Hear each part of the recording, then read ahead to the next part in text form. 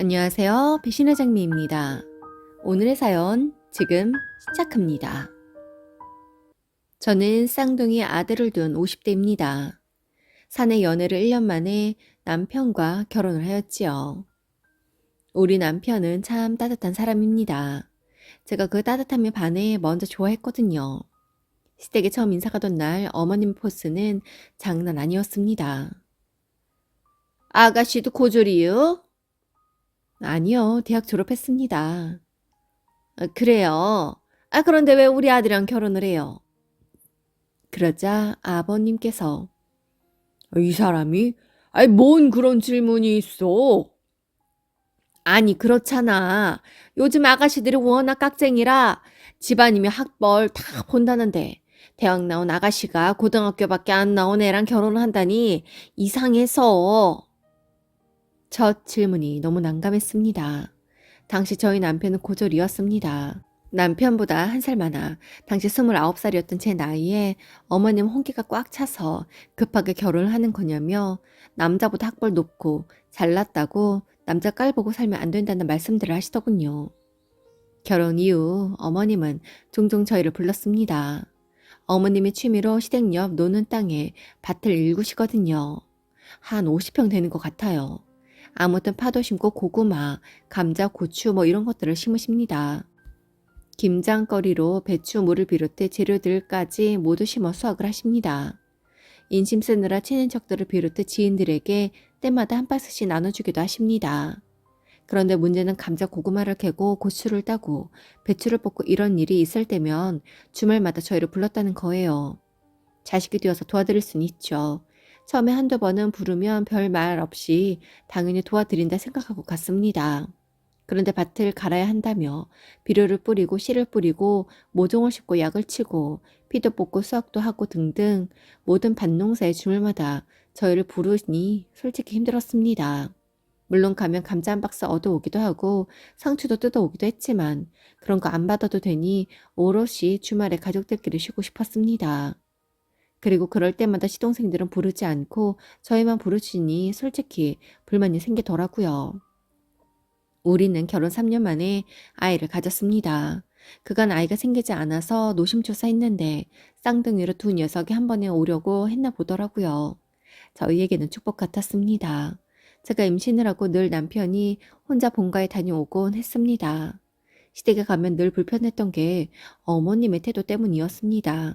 남편에겐 늘 냉소적이었고 구박하듯이 말씀을 하시는데 그게 참 듣기 싫더라고요. 시동생들에게는 다정하게 대하시면서 유독 저희 남편에게는 살갑지 않았어요. 그러니 제게는 오죽하셨겠어요? 아버님은 성품이 따뜻하신 분인데 어머님은 왜 이리 차가우실까 싶었습니다. 쌍둥이를 키우다 보니 돌쯤 육아만으로도 제 몸무게가 10kg이 빠지더라고요. 그즈음 오랜만에 시부모님이 부르셔서 갔는데 살 빠진 제 모습을 보고 아버님께서 네가 아들 녀석 둘 보느라 힘든가 보다. 아이고 살 빠진 거 봐라. 오늘은 그것만 하고 둘이 시내 나가서 맛있는 것 좀 사 먹고 와라. 그간 애들 때문에 옴짝달싹도 못했을 텐데. 괜찮다고 했지만 아버님은 용돈까지 쥐어주셨고 치킨을 드시고 싶다며 나갔다 오는 길에 치킨 한 마리 사오라며 등을 떠미시더라고요. 못 이기는 척 남편과 둘이 시댁을 나섰고 기분 좋게 저녁을 먹고 돌아왔는데 어머님께서 절 슬쩍 부르시더니 너는 진짜 생각도 없다. 저런 애들 둘을 두고 나가면 아버님이 애 보냐? 결국엔 내가 혼자 애들 다 보잖니. 기저귀 갈고 울면 어르고 달래고. 애들 이유식 먹이고 있는 찰나에 아버님이 가란다고 좋다고 둘이 나가. 둘 다 어쩜 그렇게 생각이 없어. 이번처럼 혹 달고 와서 나한테 애들 맡길 생각이면 앞으로 너랑 애들은 오지 말고 네 신랑만 보내. 서운하고 섭섭했습니다. 솔직히 어머님이 싫었어요. 남편 앞에서는 시부모님이니 티를 내지 않았지만 어쩜 저렇게 못되었나 싶었습니다. 남편이 그러더라고요. 남편이 대학 갈 즈음 시부모님의 사업이 잘 안 되어 시골로 이사를 하게 되면서 대학을 못 가게 되었다고요. 대여섯 살 차이 나는 시동생들이 대학에 갈 즈음엔 남편도 돈을 벌고 있었고 해서 집안 사정이 나아지게 되어 대학을 갈 수 있었다고 합니다. 막내 시동생은 삼수까지 했더라고요. 제 남편이라서가 아니라 같이 살다 보니 우리 남편 정말 똑똑하거든요. 배우는 것도 좋아하고 책도 좋아하고 지성미가 뚝뚝 넘칩니다. 그래서 제가 회사에 다니면서 대학도 다녀보라고 몇 번이나 이야기했어요. 시동생들이 결혼하자 남편에게 하던 차별이 제게도 직접적으로 느껴지더군요. 어머님은 동서들에게는 웃으며 대하시는데 제게는 늘 그랬듯 냉소적이었거든요. 제가 며느리라서 그런 줄 알았는데 그냥 저라서 그리 대하셨는가 봅니다. 동서들까지 다 봤는데 언제나 그랬듯 농사일에는 우리만 부르더라고요. 시동생 부부가 오더라도 모든 밭일은 다 끝날 즈음 와서 바베큐 정도만 같이 구워 먹는 거지 와서 제대로 일 한 번 한 적 없습니다. 한 번은 제가 어머님 왜 우리만 항상 일찍 오라고 하세요? 서방님들이랑 동서들도 들어오라고 하세요. 어머, 너 지금 맏며느리가 되어서 뭘 아는 거니? 너희 동서들이 거둔다고 해도 윗사람으로서 배려는 못해줄 망정. 어디 아랫사람 못 부려먹어서 그러는 거야? 솔직히 그렇잖아요. 저희도 힘들어요. 내가 이런 말까지는 안 하려고 했는데 너희 우리 용돈 챙겨주니? 너희 직장 그저 그래서 내 식구 먹고 살기도 바쁜 거? 알아서 내가 한 번 얘기 안 했어. 너희는 줄 생각도 안 했지. 아버님이 아직 경제활동하니 줄 생각도 안 했겠지. 둘째, 셋째는 결혼 전부터 꾸준하게 나한테 용돈 준다. 줄 형편이 안 되면 알아서 집안일도 좀 돕고 죄송한 마음을 가져야지. 뭐라고? 왜 너희만 시키느냐고? 너도 참 그릇이 작다. 낯이 화끈거렸습니다. 네, 저희 부부 고액 영몽자들 아닙니다. 저는 애들 낳고 격려 단절로 파트타임으로 일하고 남편도 학벌에 장벽에 승진이 더뎠거든요. 그때 제가 남편에게 공부를 하라고 부추겼던 계기가 되었습니다. 아무튼 기억나는 이런저런 일들만 써도 100가지는 넘을 거예요. 어머님은 우리에게 그런 존재였습니다. 그래도 며느리에게 사랑 듬뿍 주신 아버님 때문에 그나마 종종 갔던 건데 아버님께서 10년 전에 병으로 돌아가셨습니다. 남편은 아버님이 돌아가시고 홀로 되신 어머님이 심적으로 힘드실까 종종 찾아뵙곤 했는데 어머님은 예전보다 더 나를 세우시더군요. 명절 때였습니다. 온 식구가 모여서 함께 시간을 보내는데 뭔가 우리만 모르는 얘기들을 하면서 웃고 있는 듯 느껴지더라고요. 그래서 무슨 이야기인가 싶어 귀를 기울이다 보니 지난 여름에 서방님들끼리 어머님을 모시고 바닷가로 여행을 다녀왔나 보더라고요. 그때 먹은 대게가 맛있더라. 카페가 예뻤다. 조만간 한 번 더 가자. 이런 이야기를 하더니 제가 과일을 가지고 가까이 가자. 아주 자연스럽게 대화 주제를 바꾸더라고요. 이미 전 다 들었는데 말입니다. 그날 집에 와서 남편에게 여름에 어머님이랑 서방님네들이랑 여행 갔나 봐. 당신 알고 있었어? 아니, 몰랐는데. 안 그래도 아까 들어보니 그랬나 보더라고. 진짜 다들 왜 그래? 당신은 주워왔어? 엄마가 되어서 어머님 어쩜 저래? 여행을 같이 못 가서 성질나는 게 아니라 온 가족이 우리만 당신만 왕따 시키는 것 같아서 기분이 나빠. 우리가 집안일도 제일 많이 봐주고 그리고 당신이 장남이잖아. 아, 진짜.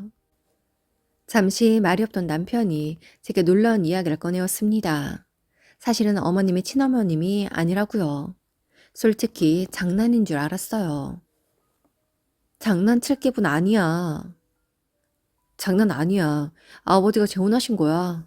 친어머니는 나 낳고 1년 만에 돌아가셨대. 그런데 왜 지금까지 나한테 이야기 안 했어? 진짜야?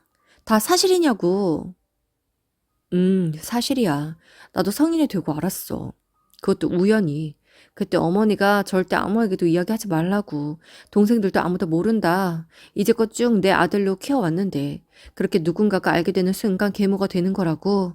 아버지한테도 알고 있다는 거 절대 티내지 말라고 하셨거든. 마음이 착잡했습니다. 그동안 그런 차별을 받으며 지내온 남편의 마음이 정말 힘들었겠구나 싶더라고요. 그간 친엄마가 어쩜 저러지 싶었는데 계모라니 저도 모르게 그간의 일들이 퍼즐처럼 맞춰지더라고요. 그래서 그러셨구나. 이제 모든 게 이해가 되네. 진짜 어머님 너무 용서가 안 된다. 그간 당신 계속 그런 대우 받아온 거야? 당신 대학 못 간 거, 집안 어려워져서 못 간 거 맞아? 우리 결혼할 때 돈 한 푼 못 태워준다고 힘들다고 하시더니 시동생 결혼 때 이렇게 줬다며? 나 그런 거 하나 서운하게 생각 안 했거든. 그런데 다 이해가 되네. 그때 어머님이 시동생들 이렇게 준 거 아니까 그러더라. 아버님한테 얘기하지 말라고. 어머님 본인 돈으로 해준 거라 아버님 모른다고. 둘째 동서 집이 워낙 빵빵해서 결혼을 반대해서 어쩔 수 없이 돈 긁어 모아서 보태준 거라면서. 그것도 다 핑계일 수 있겠네. 진정을 하려고 해도 진정이 안 되더라고요. 남편은 그런 저를 보고 미리 말 못해서 미안하다고 했지만 남편을 원망하진 않았습니다. 하지만 어머님한테 이야기를 하고 싶었어요. 내가 10년 가깝게 봐왔지만 우리가 갔을 때 단 한 번을 나와서 반겨준 적이 없으셨으니까요. 그런 와중에 제가 모든 사실을 알게 되었다는 건 모른 채 또 우리를 부르시더군요. 창고를 고쳐야 한다면서요. 남편이 제 눈치를 보며 고민을 하기에 가자고 했습니다. 어머님은 저희가 신발을 벗기도 전에 창고 문짝이 망가졌다며 시내 가서 문짝을 새 걸로 사와서 교체를 하라고 하십니다. 그래서 남편에게 다녀오라고 하고 집에 들어갔습니다. 넌 온 김에 저기 찬장에 그릇 좀 꺼내서 정리해다오. 이번엔 셋째가 홈쇼핑에서 내가 갖고 싶어하는 그릇 세트를 샀거든. 그거 손 잘 닿는 데다가 좀 놔줘라. 막내 동서 불러다가 해달라고 하세요, 어머니. 뭐라고? 아, 너 온 김에 해달라는 건데 그게 그렇게 띠껍냐? 네, 띠껍네요. 아주 띠꺼워요. 그리고 그런 일 정도는 어머님도 하실 수 있잖아요? 왜 굳이 절 시키세요? 참, 내가 진짜 오래 살았나? 며느리한테 이런 소리를 다 듣고. 너 뭐 잘못 먹었니? 어머님, 제가 그릇 정리해드릴 테니까 저 1억만 해주세요. 아, 너 지금 뭐라는 거냐? 저 이사 가야 해요. 그런데 1억 정도 모자라네요. 동선에는 얼마나 능력이 좋길래 전세 잠깐 살고 지금 다 자가 아니에요? 저희는 월세로 시작해서 여태 전세 살고 있잖아요. 1억만 해주시면 저희도 자가 마련할 수 있어서요. 어머님, 그 정도는 해주실 수 있으시잖아요? 내가 돈이 어디 있니? 아, 얘가 왜 이래? 왜 저희만 차별하세요? 서방님들 결혼할 때 돈 내어주신 거 알고 있어요. 너 그거 어떻게 알았어? 네 동서가 그러디? 정말이구나. 그냥 찍어본 건데. 왠지 해주셨을 것 같아서 찍어본 거예요.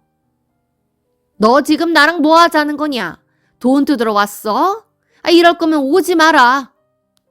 네, 안 올게요. 그러니 앞으로 동서들 불러서 일 시키세요. 저희는 이제 안 올랍니다. 어머님은 놀란 눈을 하고 저를 쳐다보시더군요. 그러더니 정신이 번쩍 났는지 제 어깨를 툭 치면서 너 미쳤니? 왜 그래? 너랑 네 남편 일 시키는 게 그렇게 불만이야? 어디서 되먹지도 못한 짓을 해? 평생을 차별해서 키웠으면서 이러는 건 아니죠. 계모인 거 티 안 내려면 동등하게 키우시던가 아니면 까놓고 계모라고 하고 키우셨어야죠. 문수리 하는 거 철물점 불러서 해달라고 하면 금방 와서 해줘요. 그거 얼마 하지도 않는다고요.